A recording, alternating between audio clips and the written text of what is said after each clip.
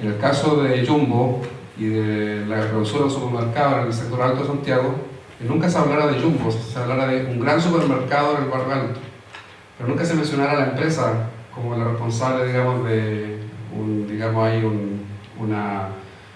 una sanción por temas sanitarios bastante fuertes. Y yo me preguntaba por qué no se menciona a la empresa, por qué se usan estos eufemismos tan típicos del periodismo chileno. Y la respuesta la dio el profesor Azócar: existen hoy día legislaciones que protegen demasiado esta especie de honra empresarial de las personas que limitan este ejercicio que nosotros tenemos que hacer. Tú, como periodista que has trabajado en el tema indígena tanto en Santiago como acá en el sur, observas también estas limitaciones que existen, ya sea para acceder a fuentes, para acceder a que autoridades te den entrevistas, por ejemplo. ¿Te ha dificultado a ti la labor como periodista el escenario en el cual se desarrolla esta profesión en Chile? Bueno, no tanto en realidad, porque yo siempre me he manejado más bien en la temática mapuche. Estuve 12 años conduciendo en Santiago el programa Huachañanay y también ahora estoy incorporado a una organización de derechos humanos como es el Observatorio Ciudadano, también trabajando en Masquintú y en Mapuche Times. Por lo tanto, no he tenido, salvo, claro, cuando estuve en Televisión Nacional, tal vez sí, ahí me di cuenta que efectivamente existen poderes en el cual al periodista se le ponen ciertas condiciones y claro, frente a ese nivel de consideraciones, a un periodista le cuesta desarrollar su labor en forma objetiva. Sabemos que, como bien lo explicaba el profesor, estos monopolios y oligopolios que están ligados a los poderes fácticos, a las empresas, a los partidos políticos en Chile, evidentemente que tienen una tremenda influencia hacia los medios de comunicación y especialmente hacia los directores de estos grandes medios de comunicación y particularmente a los editores. Traigo a colación un diálogo que sostuve en una oportunidad con Gassi Jalil, editor de prensa de TVN, en el cual me contaba que efectivamente la temática mapuche, por ejemplo, no la podían cubrir o tratar mucho porque era un tema que no les traía rating, que no vendía para los medios, porque además traía problemas para los auspiciadores, es decir, auspiciadores que están ligados precisamente a estos poderes monopólicos, digamos, y económicos. Pero en mi caso particular, como ha estado ligado, digamos, al periodismo mapuche, evidentemente yo no he tenido este problema porque más bien he estado trabajando en un área que me compete ética y también, digamos, como principio humano. Pero sí, es una situación. Además, la ley de prensa que se modificó hace un par de años también no se pudo modificar estableciendo derechos al periodista y tener, digamos, concediéndole una autonomía en su trabajo. Más bien se actuó con mucha influencia en términos de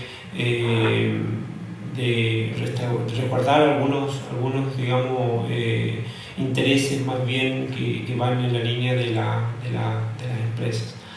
Ahora, quisiera también expresar un poco respecto de la ética periodística. Sabemos que a todos los periodistas se nos enseñan en la universidad los principios, digamos, establecidos en una norma que tiene que ver con la ética periodística. Sin embargo, lamentablemente, también muchos finalmente quedan en una situación de no poder llevarla efectivamente a la práctica porque están condicionados precisamente por estos poderes. Por ejemplo, el tema de la manipulación o la distorsión de la información es muy recurrente para no afectar intereses macroeconómicos, y eso considero que es una falta grave en términos éticos, porque evidentemente contribuye a generar sociedades como seguramente ahora podemos ver una sociedad desinformada, una sociedad también, por qué no decirlo, súper desigual. Chile es un país neoliberal en donde básicamente se dice siempre lo que no se vende se arrienda. ¿Qué esperanza hay de que esto cambie, al menos en materia de medios de comunicación? ¿Y qué esfuerzos se hacen quizás también en las escuelas de periodismo, usted como académico, para que esto cambie, para que haya una orientación distinta respecto a la labor de la comunicación y la prensa en Chile? Gracias.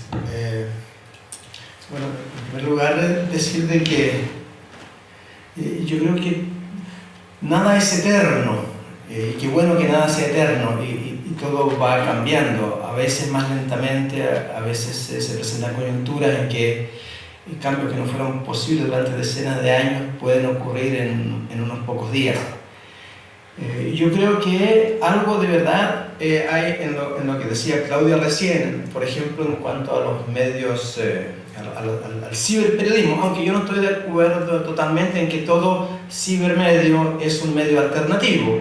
Existen muchos cibermedios que están en manos también de la cadena que controla la cadena Mercurio, y por lo tanto los discursos que circulan allí son exactamente lo mismo. Pero claro, es una herramienta que está al alcance de personas como nosotros que pensamos en que los medios de comunicación en Chile son al menos insuficientes para presentar distintas miradas sobre la realidad, y que por lo tanto en la construcción de esas realidades debemos participar también nosotros. Y hay algunas posibilidades entonces en estos cibermedios asociados fundamentalmente a costos por un lado y a la masividad y a la rapidez con que circula la información. En relación a lo que señalaba Chomsky en esa visita, estoy absolutamente de acuerdo. Hoy día, más que la preocupación sobre los lectores realmente, quienes determinan los temas a colocar en la agenda son los auspiciadores. No hay ningún medio escrito que se financie a partir de la venta de los ejemplares todos los días. Y en Chile nosotros sabemos las grandes cantidades de recursos que han tenido que colocar los gobernantes de turno, particularmente durante la dictadura, para permitir que el diario El Mercurio y su cadena, por ejemplo, siga sobreviviendo. Entonces, son los publicistas quienes determinan la orientación, la mirada, la perspectiva con que se mira y qué es lo que se mira.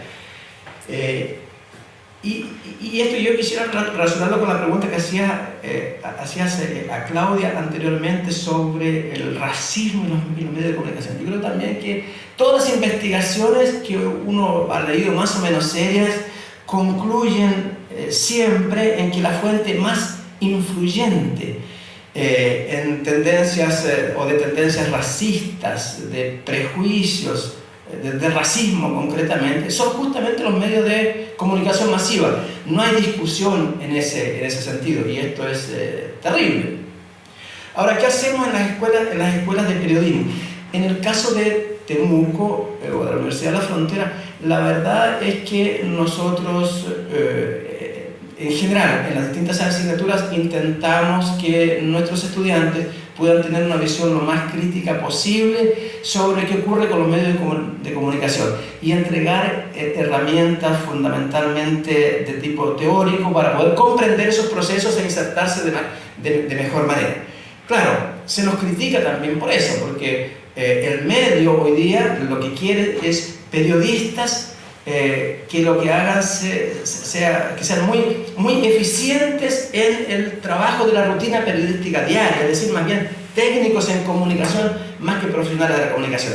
Y eso nos trae algunas consecuencias, porque el sistema justamente educativo en Chile sanciona también a aquellas carreras, a aquellas universidades, a aquellas escuelas donde no se está trabajando de acuerdo a los requerimientos que tiene el mercado hoy día en el país. Entonces, ese es un problema. Sin embargo, nosotros intentamos siempre mantener esa propuesta un poco más teórica, al menos en algunas asignaturas, que permita a nuestros estudiantes entonces poder relacionarse con el medio de una manera un poco más crítica en el momento que tengan que ejercer como profesionales. Bueno, una batalla gigantesca la que hay que dar entonces en ese aspecto. Claudio, tú estás hoy día trabajando en parte en el mundo de la publicidad. ¿Cómo ves tú el poder que tienen los auspiciadores, por ejemplo, las empresas auspiciantes, de determinar el norte de un medio de comunicación? ¿Es realmente fuerte la presión que ejercen, por ejemplo, para que tal o cual noticia no aparezca o aparezca tal visión respecto de los mapuches? O sea, con el tiempo que yo llevo en eso, que es súper poco, yo me he dado cuenta que sí influye. Por ejemplo, con los municipios que también, que son uno de los que salen más perjudicados en los periódicos. En el caso de la región, en el Diario Austral, son los que siempre salen más cosas negativas. Pero no salen tantas cosas negativas de los que sí contratan publicidad. Y eso es un hecho real. Y yo creo que no solamente ocurre aquí en la región. Entonces es lo mismo que cuando hay actividades en las comunas, que mandan notas a los periodistas de los municipios.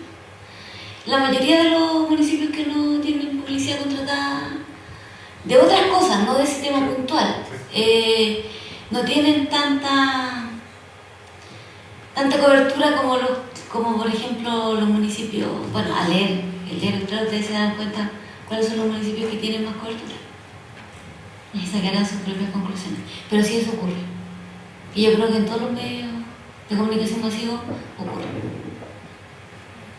Vale, un panorama casi tenebroso. Es la realidad. Sí, bienvenidos a la realidad. Elías, ¿tú crees que hay diferencia respecto de los formatos y los tipos de medios? ¿Tú crees que hay, aquí hemos hablado mucho de la prensa escrita, de los grandes medios en papel que se fueron en Chile? ¿Tú crees que existen posibilidades en otro tipo de medios? Hablábamos recién del periodismo de las redes sociales, internet. La radio, por ejemplo, tú trabajaste mucho tiempo en radio. A mí siempre he sentido un poco de envidia con la gente que hace radio. Se me hace que tiene una cercanía y tiene un contacto con su radioescucha mucho más cercano que otros medios de comunicación. ¿Tú crees que hay una alternativa en la radio comunitaria, en las redes de radio regionales, por ejemplo? Sin duda. La radio es un medio de comunicación por excelencia de la oralidad, de la palabra, pero también de la instantaneidad, cosa que no se logra con lo escrito, y también esta retroalimentación que se genera con la audiencia. Hay experiencias súper interesantes que han ido afortunadamente avanzando en términos de empoderamiento al menos desde las comunidades mapuche, con apropiarse y generar medios de comunicación a través de las radios. El otro día estuve en el Yeuyeo, por ejemplo, donde una comunidad están hace 2 meses funcionando con una radio comunitaria y están fascinados. También conversaba con otro peñí de Huilliche, en San Juan de la Costa, donde también están desarrollando experiencias de comunicación radial.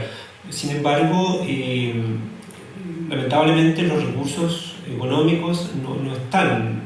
La Corporación Nacional de Desarrollo Indígena, CONADI, que es la institución del Estado que tiene que propender y poner recursos frescos, digamos, para que este derecho a la comunicación, ¿no es cierto?, a emitir y recibir información de parte de las comunidades y también de todos los sectores de la sociedad, puedan tener, digamos, acceso. No la tienen porque hoy en día en este país, ¿verdad?, mercantilizado, sin dinero, tú no haces nada. Por lo mismo, los medios actuales de radio comunitaria hay muchos que no pueden seguir funcionando porque no tienen los recursos económicos. Tenemos entendido que en poco tiempo más, un par de meses, recién esta institución de Estado va a convocar digamos, un concurso público para que organizaciones y comunicadores de distintos pueblos indígenas en Chile puedan presentar sus proyectos para desarrollar medios de comunicación. conseguido un avance, pero obviamente debería ser mucho antes. Y por otro lado está la temática legal. Hoy en día está en discusión aún el tema de la ley de radiodifusión comunitaria y donde aún cuesta mucho generar cambios, porque nuevamente volvemos a estos poderes fácticos, a estos poderes monopólicos, como es la ARCHI, que es la Asociación de Radiodifusión Chilena, donde están todos los conglomerados gigantes. Está poniendo serias trabas para que efectivamente exista una ley de radiodifusión que garantice una igualdad de acceso a crear medios de comunicación y por lo tanto a generar una igualdad también en el derecho a la libertad de recibir información. Y en ese sentido aún también está pendiente el tema de la ley de la televisión digital, donde lamentablemente la ciudadanía, los sectores sociales no tienen participación y no están siendo resguardados sus derechos. Ese derecho, digamos, del acceso a la televisión sigue estando en manos, digamos, de los poderes, de los partidos políticos y eso evidentemente no contribuye a generar condiciones de igualdad y que estos derechos que yo hacía mención al principio, que son convenciones internacionales, se puedan respetar. ¿Existe de parte al menos de comunicadores mapuches la idea de incidir en estos espacios, como por ejemplo en el espacio de discusión parlamentaria respecto de leyes? Sí, hay interés, pero no se han desarrollado los mecanismos, digamos, ¿no? Hay algunas presentaciones que se han hecho a través de asociaciones de radios comunitarias, por ejemplo, pero la verdad que, por ejemplo, ni a nosotros mismos que estamos hace rato haciendo comunicación mapuche no hemos tenido una invitación, digamos, formal a ir al Congreso, a presentar nuestras apreciaciones. No lo hemos tenido, difícilmente lo tengan otros que quizás están comenzando, por lo tanto no está esa apertura a incidir. Yo tengo la sensación de que en el caso de la Araucanía, cuando uno conversa con la gente mapuche común y corriente, o con gente chilena común y corriente de la región, uno encuentra menos motivo de conflicto entre la ciudadanía, entre el ciudadano de a pie regional, que muchas veces al leer la prensa, por ejemplo. Uno lee la prensa y se encuentra con una región convulsionada, una región que está en llamas, una región que tiene titulares en rojo, pero la conversación cotidiana entre las personas, entre los habitantes de esta región, es mucho menos conflictiva. ¿Qué pasaría si se llamara, por ejemplo, a dejar un día de leer prensa, o de escuchar radio, o de ver televisión en la región? Capaz que nos demos cuenta que somos todos amigos y que los motivos de desunión son bastante menores que los motivos que nos unen. Profesor, ¿usted observa eso también? ¿Usted observa que hay quizá una necesidad de nosotros de volver quizá a hacer comunicación, pero en la versión más primaria de la comunicación, que es la conversación cotidiana, que es el intercambio cara a cara entre las personas? Sí, no, yo estoy de acuerdo contigo, Pedro, pero agregaría además la necesidad también que desde del propio mundo indígena, como está ocurriendo hoy día con el medio que tú diriges y con otros, potenciar justamente ese tipo de iniciativa, porque es la única manera de garantizar que antecedentes relevantes que están a la base de este conflicto entre el Estado chileno y el pueblo mapuche puedan ser comprendidos de manera diferente. Ahora, en relación a la afirmación que tú haces, a mí me parece también que es súper importante, porque históricamente hemos construido una relación a partir del conflicto, a partir de lo que nos desune, y no a partir de lo que nos une. Me invitaron hace poco a participar profesores de la Universidad Católica y de la UFRO en un proyecto que se llama Monumenta Araucana, que busca justamente desarrollar, hacer todo un trabajo de recolección de información, de construcción de fondos de información, de archivos que permitan entonces poder ir construyendo una cierta identidad regional a partir de lo que tú planteas, de los elementos comunes, que son muchos, porque nos parece que es lo que mejor perspectiva de mejoramiento de la relación, de la situación para todos los sectores que están participando en esta región, que convivimos aquí no puede dar. Y en eso hay que hacer esfuerzos de todos los sectores, del mundo mapuche, del mundo chileno, desde el mundo privado, del mundo público, del Estado, en fin. Pero de todas maneras creo que no es suficiente con la conversación cara a cara, con las relaciones que se establecen a un nivel más coloquial entre distintas personas que formamos esta región, sino que los medios, porque creo que los medios de comunicación van a seguir teniendo un papel preponderante en la construcción de realidades, y por lo tanto necesitamos de una mayor cantidad de medios alternativos, que tengan una mayor presencia, una mejor distribución, una mejor comunicación con su público. Creo que también ese aspecto debe ser potenciado. Claudia, tú ves, como consumidora de medios y también como persona que trabaja en publicidad, ¿cuál es tu conclusión en torno a lo que puede pasar en el futuro? ¿Tú crees que hay esperanza de que cambie un poco la visión de los medios respecto al tema?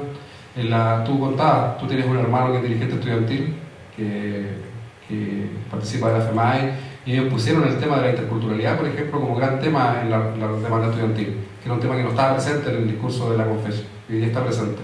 ¿Tú crees que hay un camino ahí? Pero bueno, de hecho yo creo que ellos como jóvenes lograron, o sea, dieron un gran paso, que es poder tener voz y voto y que se escuchen. Y que cuando marchen en la calle como estudiantes mapuche no le dicen esto y tal por cual andan pidiendo tierra, que es lo que la gente dice, que las señoras dicen. Entonces, contaba a los chicos, no solamente mi hermano, sino que todos los chiquillos, que ahora ellos cuando andan en las marchas, las señoras que están en las casas, que eran las señoras que los criticaban, los van a felicitar y les van a decir que bueno, o sea, yo creo que ese es un gran paso. Yo creo que el gran paso que hay que dar es la acción, pero la acción pacífica, de, por ejemplo, el diálogo, la participación, lograr espacios y cambiar de esa forma, porque ahí se ve, por ejemplo, un pequeño cambio en la gente, en la familia, en la señora que ve televisión todo el día, en la casa. Entonces, yo creo que los medios de comunicación masivos no van a cambiar su forma de actuar, pero nosotros pero los medios de comunicación masivos, ¿cuántos son? El 2% del país, que nos da la información a todos, pero nosotros somos un gran porcentaje, somos mayoría, entonces puede partir de nosotros el cambio. La crítica, cuando uno lee una noticia, por ejemplo, cuando se quemó el bosque en Carahue, o sea, nosotros como ciudadanos deberíamos tener la visión de decir, pero bueno, no, por último, un bosque más que se quemó, o sea, más que allá averiguar que lo quemó, pero nosotros críticamente deberíamos pensar un tema que es súper importante, que es el impuesto territorial. O sea, las forestales han cosechado más de 6 veces y por cada hectárea deberían pagar 4.000 pesos. O sea, son una cantidad de millones de pesos que si el Estado los cobrara a las forestales, que se han lucrado siempre, tendríamos toda educación gratis, tendríamos todo, a nadie se le jodería la casa. O sea, es como el tema del royalty, es un tema de información. Entonces, si nosotros nos informáramos y uniéramos, no sé, tanto los medios de comunicación o el ciberperiodismo, tendríamos más opciones de exigir y no tanto andar peleando un invernadero o un par de vacas. Es como tratar de ver más allá de las soluciones que podríamos lograr, y eso realmente depende de nosotros, porque si esperamos que lo hagan los medios de comunicación no va a ser así. Eso es por lo que yo digo. Las etiquetas son una vía para más información, más cultura de consumo de información, o lo ves de otro punto de vista. Es difícil el tema de la etiqueta, pero por ejemplo, si un medio es de derecha y da la información como corresponde, o sea, independiente de la etiqueta que tengan, de la tendencia que tengan, yo creo que éticamente debería ser que la información sea correcta. Sin embargo, al momento de leerlo, hay que cuestionarse. Es lo mismo que cuando uno estudia en la universidad y lee diferentes autores, marxistas, de todo tipo, uno tiene que ser, tiene que tener altura de miras y enfocar su propia visión y tener su propia opinión de lo que pueda leer. No, es como eso, poner en práctica lo que nosotros nos enseñaron en la universidad. Pero no toda la gente tiene la opción de ir a la universidad. Entonces, el resto de las personas que leen los medios, ¿cómo podemos nosotros ver cómo pueden ellos tener una opinión mejor y no creer todo lo que leen o todo lo que ven en la televisión?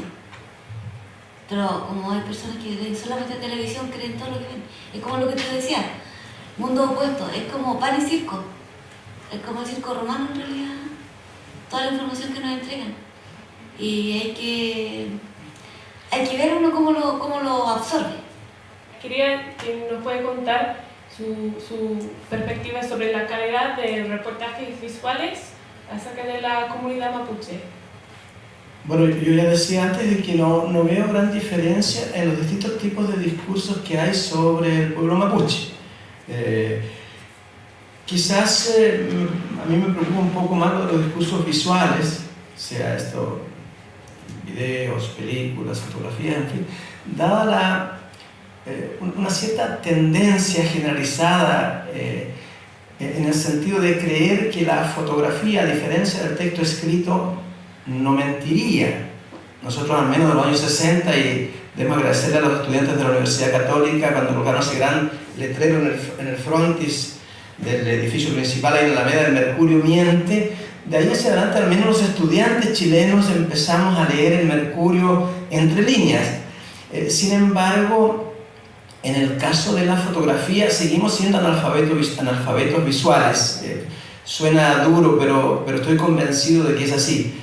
Nos han enseñado a leer y a escribir, pero no nos han enseñado masivamente a construir, primero a entender, a leer, a interpretar correctamente los textos visuales y en segundo lugar a construir este tipo de textos. En ese sentido, cojeamos mucho y por eso es que es posible que nos hagan comulgar con ruedas de carretas visuales. Con los textos escritos es un poco más difícil hoy día, en un pueblo que sabe leer, escribir y que entiende que hay que relacionarse con los medios de manera crítica. Entonces, mi preocupación va un poco más por eso, y mi interés es el que todos podamos también aportar hacia esa alfabetización visual necesaria para poder entender de mejor manera los mensajes que nos llegan a través de esas imágenes que están en la televisión, por ejemplo, como tú decías, de mundos opuestos, o que están en las fotografías de portada de la prensa, que son el gancho justamente para leer esa noticia que nos están proponiendo. Y esa fotografía de portada, por supuesto, que viene cargada de una propuesta ideológica profunda, y allí vamos a encontrar también con mucha fuerza estos estereotipos a que te referías tú recién, relativos, por ejemplo, al mundo mapuche u otros grupos. Así que mi preocupación va más bien por eso, por la falta de herramientas que tenemos para relacionarnos con las imágenes de una manera más crítica. ¿Qué es lo que observa usted como un valor, como un camino, como una ruta o bajo su mirada? ¿Se lo considera bien? ¿Ya? ¿Si ve algún efecto sobre esto? Yo no tengo dudas de que el caudal de información que va a llegar a la sociedad va a ser cada vez mayor. Sin embargo, creo que en el mundo nacional, Chile, hay otro tipo de limitaciones. La influencia de ustedes es mucho más fuerte, creo, hacia afuera que hacia el interior. Ahora, deberían ser ustedes quienes justamente estudien esa situación y evalúen qué es lo que está ocurriendo. Pero es necesario también mejorar la presencia de la información desde el mundo mapuche al interior de nuestro país.